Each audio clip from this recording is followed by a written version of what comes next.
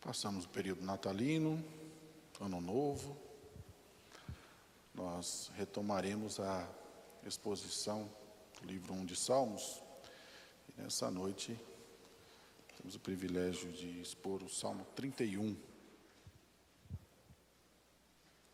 Eu te convido a abrir a sua Bíblia, não fechá-la e meditarmos nesse texto. Salmo 31.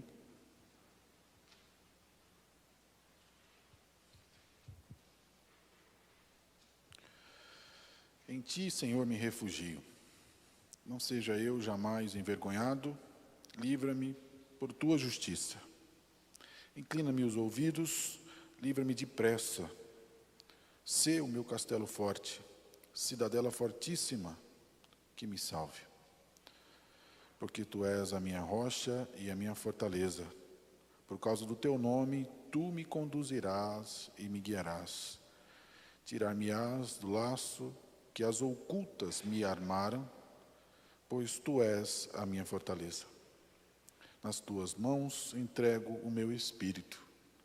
Tu me remiste, Senhor, Deus da verdade. Aborreces os que adoram ídolos vãos. Eu, porém, confio no Senhor. Eu me alegrarei e regozijarei na tua benignidade, pois tens visto a minha aflição, conheceste as angústias de minha alma e não me entregaste nas mãos do inimigo. Firmaste os meus pés em lugar espaçoso. Compadece-te de mim, Senhor, porque me sinto atribulado. De tristeza os meus olhos se consomem, e a minha alma e o meu corpo. Gasta-se a minha vida na tristeza e os meus anos em gemidos. Debilita-se a minha força por causa da minha iniquidade, e os meus ossos se consomem. Tornei-me opróbrio para todos os meus adversários. Espanto para os meus vizinhos e horror para os meus conhecidos. Os que me veem na rua fogem de mim. Estou esquecido no coração deles como morto. Sou como vaso quebrado. Pois tenho ouvido a murmuração de muitos, terror por todos os lados, conspirando contra mim. Tramam tirar minha vida. Quanto a mim, confio em ti, Senhor. Eu disse, tu és o meu Deus.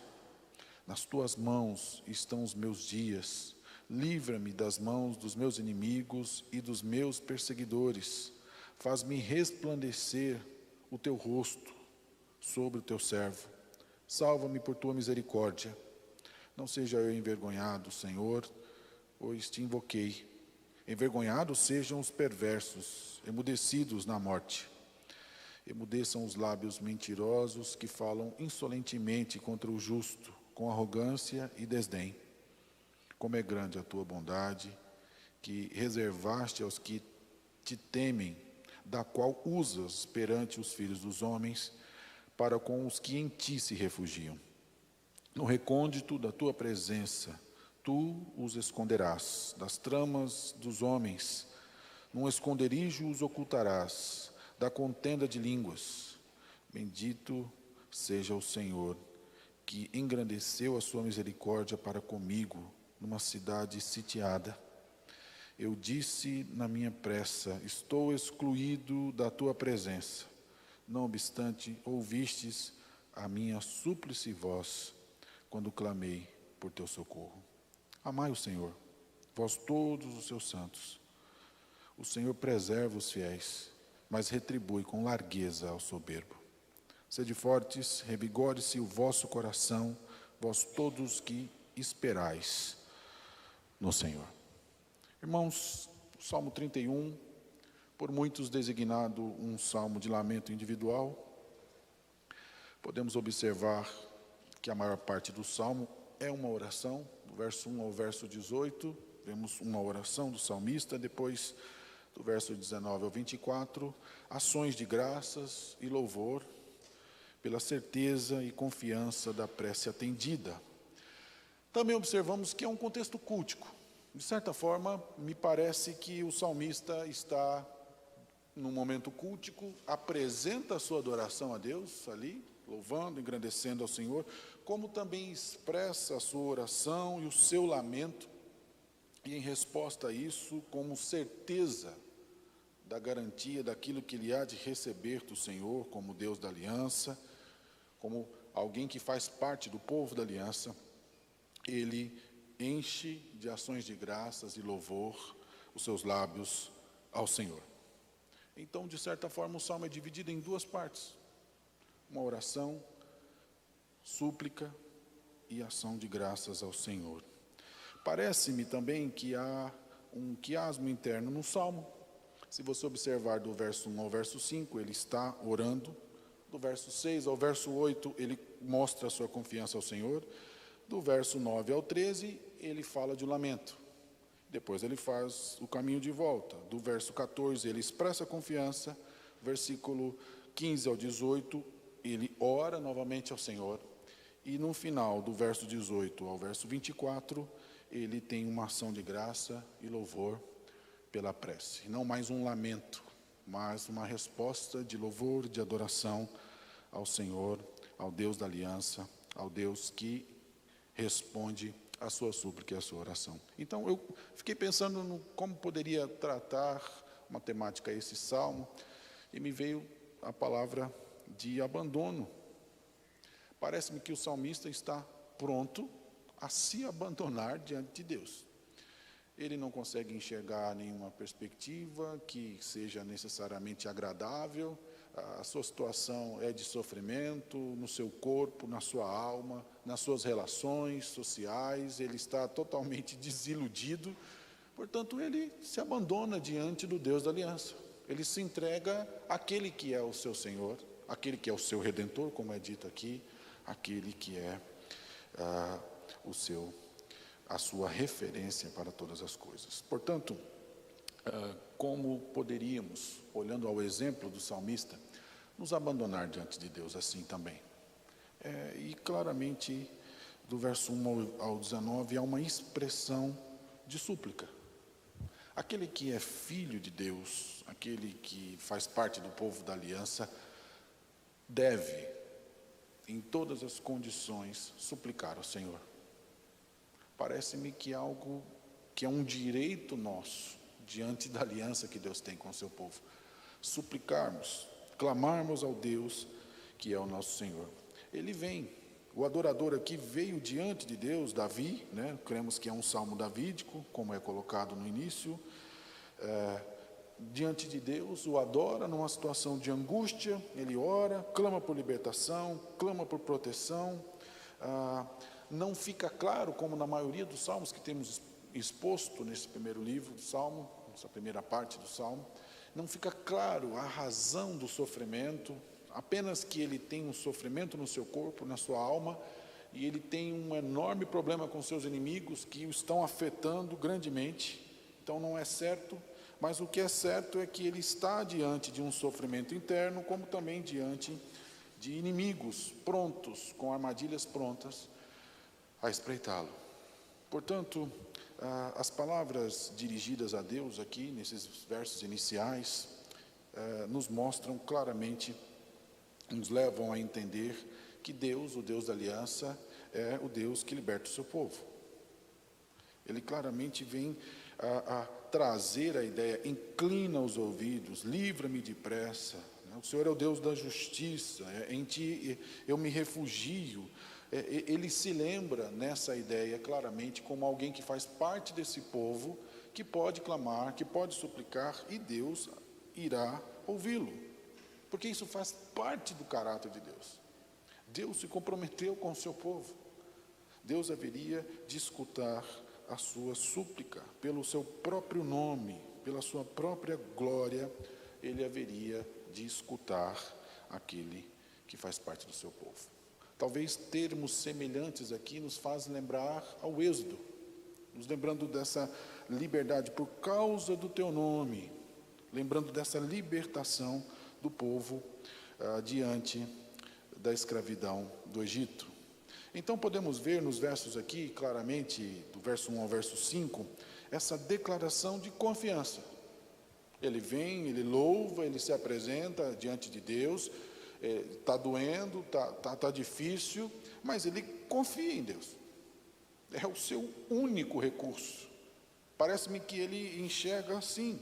Por isso ele se refugia em Deus. Em ti me refugio. Ele confia que em Deus ele não será envergonhado. Em Deus ele pode voltar, ele pode clamar. E essa confiança está baseada em duas coisas, em duas convicções muito fortes. Verso 3, por causa do seu nome, rocha do povo da aliança. Um Deus que fez um pacto com o seu povo, por causa da sua honra, por causa da sua glória, haveria de sustentar o seu compromisso com o seu povo. É muito importante nessa relação que temos com Deus, sabermos quem somos diante dele. Olharmos não com empáfia, não com arrogância, não com exigências diante do Senhor, mas com um sentimento de pertencimento a esse Deus que é o nosso dono, é o nosso Senhor. Olhando para o contexto de Salmos aqui, Yahvé é o grande pastor do seu povo, ele guia, ele é essa rocha, é aquilo que traz firmeza, e ele tem toda essa prontidão e capacidade para ouvir e para intervir e cuidar do seu povo. É por isso que ele vai expressando isso. De certa forma ele está dizendo: Deus, vire a sua orelha, venha rápido, seja a minha rocha, seja o meu refúgio, a minha fortaleza, para o Senhor me salvar. Versículo 2, já que você é minha rocha, já que você é a minha fortaleza, me conduza, me oriente. O Senhor é o único recurso que eu tenho, me liberte, porque você é o meu Redentor, porque você é o meu refúgio. Por isso ele usa essas expressões, minha rocha, meu refúgio, dando claramente essa demonstração de que ele confia inteiramente em Deus, e porque ele confia em Deus, ele enxerga no Senhor o único capaz de fazer justiça. Faça justiça, Senhor. O Senhor é o Deus justo, o único capaz de ser o Redentor, o único capaz de redimi-lo, é também o único que é capaz de fazer justiça. E Yahvé é o juiz justo, ele sabe disso dentro da história. Portanto, toda a natureza desse problema aqui vem claramente mostrando que os seus inimigos estão ativos na busca de prendê-lo, e ele volta-se a clamar: Deus, venha depressa, venha depressa. O sofrimento é agudo, e por isso ele clama com muita veemência ao Senhor. Então, nós podemos ver que ele chega a esse estágio de confiança tão claro. Ele se entrega nas mãos de Deus. Se você olhar no versículo 5, nas tuas mãos entrego o meu espírito.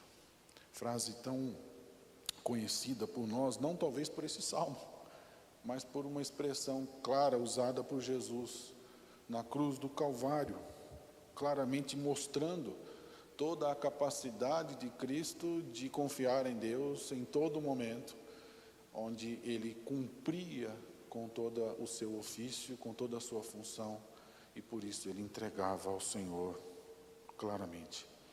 É claro que aqui nesse salmo há um sentido temporal, né? Quando ele diz: em tuas mãos entrego o meu espírito, ele está crendo na remissão ocasional daquela circunstância, mas nada nos impede de trazermos isso ao contexto de Cristo, que claramente cumpriu com todo o ofício até o final, confiando plenamente no Senhor, o Deus que redime o seu povo. Portanto, queridos, ao longo de toda essa oração, nós observamos que ele utiliza de vários termos, como em outros salmos que já expomos, Yahvé como Deus da aliança. Ele não perde o seu ânimo totalmente diante das circunstâncias, porque existe um Deus que fez um pacto de repercussão coletiva com o seu povo, mas também de repercussão individual. Um Deus que olha para ele, e ele conhece esse Deus. Por isso ele diz: nas tuas mãos entrego o meu espírito. Ele confia plenamente no Senhor. E é essa expectativa que Deus tem. Numa expressão clara do comentarista Van Gemeren, ele diz assim: a expectativa de Deus em relação ao seu povo antes e depois de Cristo vir à terra permanece a mesma, que até a morte confiemos no nosso Redentor e Salvador, no Deus que fez uma aliança com o seu povo. Por isso é muito importante entendermos, somos servos até que ponto? Somos servos do Senhor até que ponto? Até onde confiamos em Deus? Até onde vamos tentar utilizar dos nossos artifícios, das nossas artimanhas para conseguirmos algum livramento de sofrimento ou de dor? Até onde confiamos que Deus governa todas as coisas, inclusive a nossa vida em meio ao sofrimento e à dor? O verso 6 ao verso 8, ele passa de uma oração de confiança para uma declaração clara de confiança. Deus, o Deus da verdade. O versículo 5, no finalzinho, ele diz: tu me remiste, Senhor, Deus da verdade. E então ele termina o versículo 5 destacando que esse Deus é o Deus da verdade, em contraste com o versículo 6, trazendo a mentira. E a mentira é exposta dos falsos ídolos. E ele vem colocar claramente: olha, Deus, eu não adoro outros deuses, o Senhor odeia a idolatria, e por isso eu me oponho a isso também. Aborreces os que adoram ídolos vãos. Eu, porém, confio no Senhor. O Senhor é o Deus da verdade. Ele vai apresentando claramente razões para que a sua súplica seja ouvida pelo Senhor. O Senhor é o Deus da verdade. Eu não adoro outro Deus. O Senhor aborrece isso, eu sei, e o Senhor é testemunha disso. Por isso eu posso orar, Deus, por tua proteção. Eu sou um membro do pacto, do povo da aliança. E eu tenho confiado no Senhor, por isso eu declaro a sua integridade, a sua glória, o seu poder e a minha inteira confiança em Ti. Eu suplico, porque eu o conheço, porque eu conheço a história do Senhor e do seu povo. Eu conheço o seu governo, a sua benignidade. E por isso, confiante em Yahvé, então o salmista passa dessa necessidade para um ato de regozijo, dentro do quiasmo colocado aqui. Ele vai para o regozijo, ele vai mostrando que toda a sua adoração não é cega, a sua confiança não é cega, a sua confiança é fundamentada no Deus que é o amor, no Deus que é fiel, da sua fidelidade. Em outros salmos, esse par vem sendo exposto também, Deus da fidelidade e o Deus do amor. E esses dois atributos são claramente encontrados em outros textos.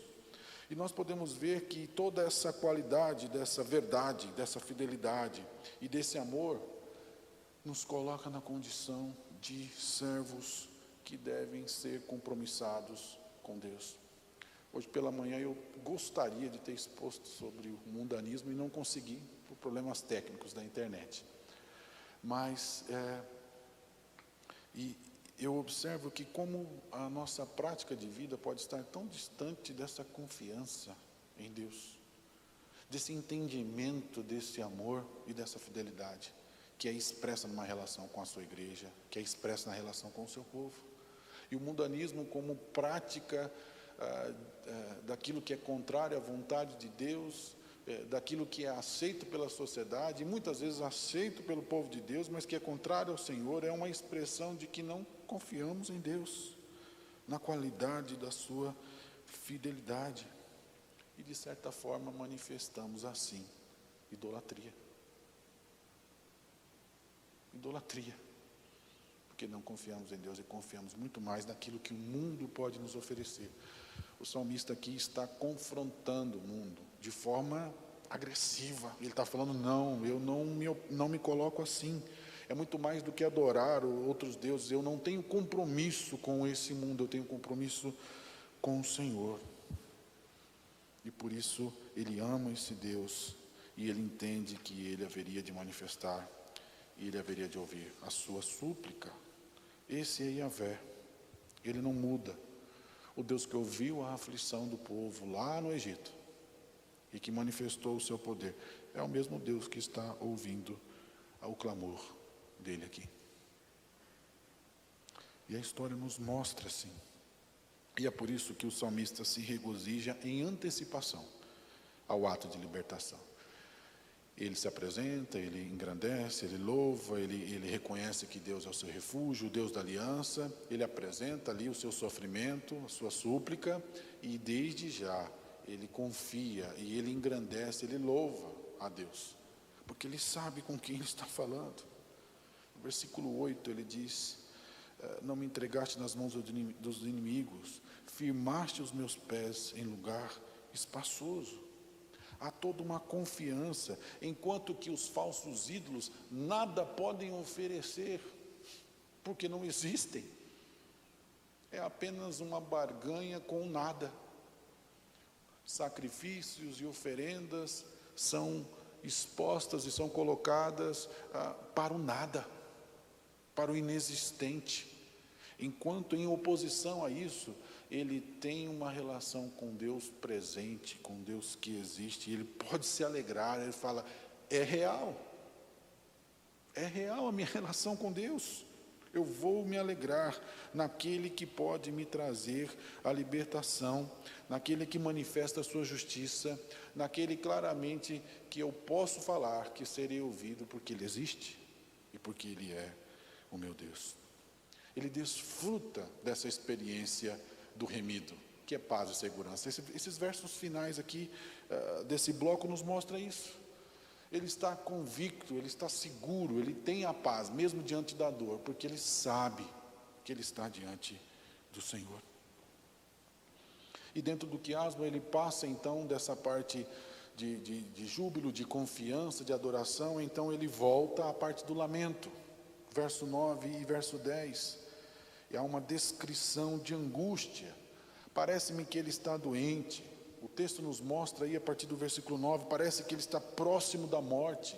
E porque ele está próximo da morte, os seus vizinhos são como talvez abutres, que olham para ele já esperando a oportunidade, os seus inimigos, de destruí-lo.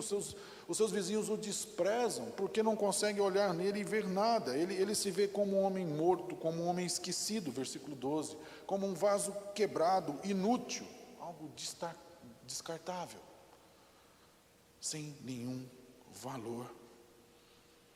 E ele começa a destacar esses inimigos que, enquanto esses inimigos criam toda essa angústia, esse sofrimento, Yahvé cria esse lugar espaçoso, esse lugar firme, essa rocha. Diante do sofrimento ele consegue visualizar isso. Parece-me que aqui ele está adorando a Deus, apresentando a sua súplica e conversando com ele sobre isso. E ele está refletindo, e ele consegue então visualizar esse Deus que o sustenta, que o fortalece e que o redime, que o faz ficar em pé. Yahvé é o autor da vida. Os seus inimigos incitam a morte. Yahvé sustenta a vida. É por isso que o salmista se derrama, se entrega na misericórdia de Deus. É por isso que é esse desejo. Ele sabe que ele tem esse direito como alguém que faz parte do povo da aliança. Se derrama diante do Senhor. Deus, haja, manifeste o seu poder, eu suplico a Ti, a sua cura, venha sobre mim. Eu estou vivendo em desespero, em um colapso, a minha mente, o meu físico, a minha vida social, não importa, eu me derramo diante do Senhor. Então ele se abandona diante de Deus, porque confia na sua bênção. Então a vida do salmista, enquanto se esvaziava por causa dos inimigos, onde se via abatido, desgraçado, os inimigos o caluniando, armando artimanhas, ciladas, a partir do verso 11 e 13, completamente rejeitado pelos seus contemporâneos, vivendo uma vida de zombaria, se vendo como um cadáver vivo, então ele confia na justiça do Senhor. E por isso, aqui do verso 14 ao 18, ele repete esses elementos introduzidos como uma transição talvez para esse hino de ação de graças que vem no futuro. Verso 1 ele diz: nunca seja envergonhado. O verso 17: nunca me deixes envergonhar. Vinde rapidamente em meu socorro, salva-me. Verso 15: livra-me, salva-me. Verso 2 e 4: minha rocha, meu refúgio. Ele vai repetindo: liberta-me, no verso 4. Verso 15: livra-me. Verso 6: confio no Senhor, eu confio em Ti, Senhor. Verso 14: toda essa repetição revela essa confiança que Deus haveria de ouvir. Ninguém vai clamar e ninguém vai suplicar repetidamente, então somente por desespero. Aqui Ele o faz por confiança. Ele é o meu Deus. Ele diz isso. Ele é o meu Deus. Ele é próximo de mim. Essas são as bases dessa ideia. Toda essa circunstância, ele reconhece que está debaixo do seu controle. Olha o verso 15. Nas tuas mãos estão os meus dias. Livra-me das mãos dos meus inimigos e dos meus perseguidores. Tudo está debaixo do seu controle, seja na adversidade, seja na prosperidade, não importa, como diz lá em Isaías, Ele governa tudo, a minha vida depende. Essa é a reflexão que ele chega. Então ele se compromete com o amor de Deus. Olha o versículo 16. Faz resplandecer o teu rosto sobre o teu servo, salva-me por tua misericórdia. Enquanto os inimigos estão ali, prontos, ele vê o livramento, não simplesmente como um fortalecimento dos seus músculos, da sua força, mas é Deus fazendo o seu rosto resplandecer, claramente. Faz-me resplandecer o teu rosto sobre o teu servo. É a tua glória, é o teu poder que vai emudecer os inimigos. É isso que vai colocar claramente um ponto final no meu sofrimento. Não é nada que eu tenha, mas é o seu poder, é a sua glória, é o Senhor manifestando-se quem o Senhor é diante dessa circunstância. Por isso ele ora pela resolução, para que os seus inimigos sejam encontrados na morte. Olha só o que diz o verso 17 em diante. Não seja eu envergonhado, Senhor, pois te invoquei. Envergonhados sejam os perversos, emudecidos na morte. Deus, que eles encontrem a morte. Esse é o desejo do salmista. E o salmista confia que o Senhor honrará a sua oração, para que ele não precise mais ficar envergonhado na presença dos seus inimigos. Então ele suplica. Afinal, Deus é soberano sobre todas as coisas. Sempre foi e sempre será. Essa certeza é clara. Por isso ele suplica. Então a súplica é algo fundamental para nós que fazemos parte do povo de Deus, que somos o povo de Deus. A súplica é algo constante. Ao invés de buscarmos, eu não estou dizendo que devemos ser inoperantes, que não temos esforços diante do dia a dia, que não devemos nos empenhar para que as coisas caminhem corretamente. É claro que sim, mas existem circunstâncias da nossa vida que demonstram claramente que tudo está debaixo do controle de Deus. E que fique claro isso diante de nós, tão somente uma resposta de reconhecimento. Deus, comanda aí, o que o Senhor quer que eu faça? O que eu preciso fazer? É ficar quieto? Que o Senhor manifeste o seu poder. Que seja feita a tua santa vontade, ó Deus. Então nós clamamos ao Senhor. Não reclamamos, nós clamamos, nós suplicamos a Deus. Por isso, em segundo lugar, como nos abandonamos diante de Deus? Agradecendo. Do verso 19 ao 24, podemos ver ações de graça. Ele reconhece, Yahvé é bom. Olha o versículo 19. Como é grande a tua bondade. Deus é bom. Deus é o nosso Senhor. Ele sabe que esse atributo é claro. Mesmo que ele estivesse com uma cidade sitiada, Deus o esconde. Ele usa essa expressão, o oculta, Deus o armazena, Deus coloca numa condição onde ele é preservado dos seus inimigos, porque Deus tem todo o poder para fazer isso. E é isso que ele está dizendo. O Senhor então o esconde e então retém a sua bondade para ser manifesto aos que o temem. Verso 19. Ele deixa claro, enquanto que aos olhos dos homens, claramente ele é escondido, mas Deus manifesta aos piedosos toda a sua proteção e todo o seu cuidado. Então o salmista analisa as maneiras pelas quais Yahvé expressa essa preocupação, através do seu amor maravilhoso, através da sua justiça, em meio ao abandono. Ele claramente mostra a sua compaixão, o seu favor, no verso 22, diante do clamor dos seus filhos, e por isso ele louva o Senhor. Louvado seja o Senhor, bendito é o Senhor, porque o Senhor é bom, mas o Senhor não é só bom, o Senhor é bom para o seu povo. Ele é bom para o seu povo. Verso 19 ao 22, tudo isso relacionado com a ideia do amor, da fidelidade manifesta aos piedosos, aqueles que fazem parte do seu povo. Então os santos devem responder com todo esse cuidado, com todo esse amor, com toda essa fidelidade que Deus tem à sua própria palavra. Eles devem responder em perseverança, perseverando até o fim, claramente vendo o resultado de que Deus manifestará a sua glória sempre e que no final Deus haverá de responder claramente com o amor. Ele crê nisso.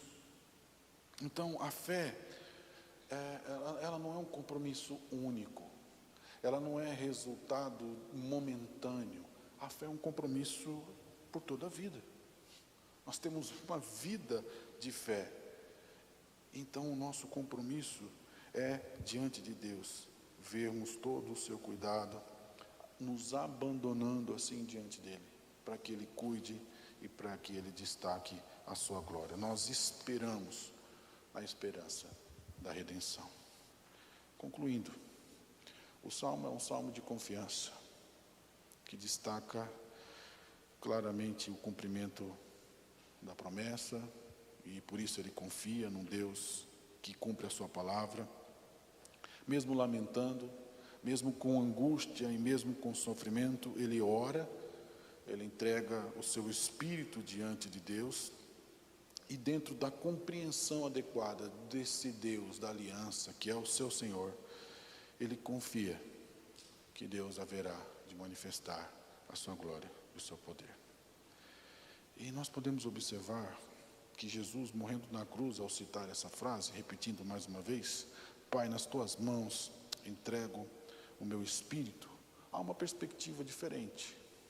O salmista, quando diz isso, está na expectativa de que a morte não chegue, e Deus haveria de livrá-lo da morte. Cristo, quando o diz na expectativa de que a morte chegue, para que a vontade do Pai se cumpra na sua vida. Então, há uma perspectiva diferente dentro disso, mas nós podemos ver dentro de toda essa declaração é que a confiança que temos no Senhor claramente deve ser expressa até a morte. Claramente. Cristo confiou claramente que com sua morte ele haveria de cumprir o desígnio do Pai, e com a sua ressurreição ele completaria tudo aquilo que o Pai o designou para fazer, para nos trazer nova vida e vida em abundância. Nós podemos confiar nisso. Nós podemos claramente ter certeza do cumprimento da promessa do nosso Deus. E podemos ver que o salmista orou, ele por libertação da morte, ele buscou tudo isso claramente nessa confiança do Senhor, apresentando o seu lamento, mas claramente ele confia que Deus é o Deus que governa todas as coisas. Queridos, abandone-se diante de Deus, que a sua vida seja entregue em todos os momentos ao Senhor, e reflita claramente dentro do que a palavra de Deus nos coloca. Não existe outro recurso, não existe nada maior. Deus governa todas as coisas. Deus controla a nossa vida, Deus controla a circunstância, Deus controla os nossos inimigos, Deus controla a nossa força, Deus controla o nosso corpo, Deus controla nossas relações sociais também. Tudo isso está debaixo do Senhor. E que cabe a nós, confiando nesse Deus da aliança, prontamente nos colocarmos ao seu dispor, para que a sua glória seja manifesta. E assim o seu poder seja revelado neste que é o Redentor e que é o nosso Salvador. Muito bem? Vamos orar ao Senhor. Muito obrigado, Pai, pelo momento que temos de aprender da sua santa palavra e de como o salmista aqui, mesmo sofrendo e passando por tantas dificuldades, ó Deus, ele não deixou de confiar em Ti, mas ele derramou tudo isso diante do Senhor, crendo já antecipadamente na sua resposta e na sua misericórdia e na sua graça, porque o Senhor nos escolheu para isso, ó Deus, para sermos cuidados por Ti, para sermos usados para a sua glória. E assim, ó Deus, como utensílios, como um povo separado para o uso exclusivo do Senhor, nós queremos, ó Deus, que a nossa vida expresse toda a perseverança e toda a confiança em Ti, em todos os momentos. Seja no momento de adversidade, seja num grande momento de prosperidade, estejamos próximos do Senhor, prontos, ó Deus, a servi-lo, esperando, ó Deus, ansiosamente o dia do seu retorno, quando o Senhor nos chamará para viver plenamente contigo na eternidade. Que seja assim, em nome de Jesus. Amém.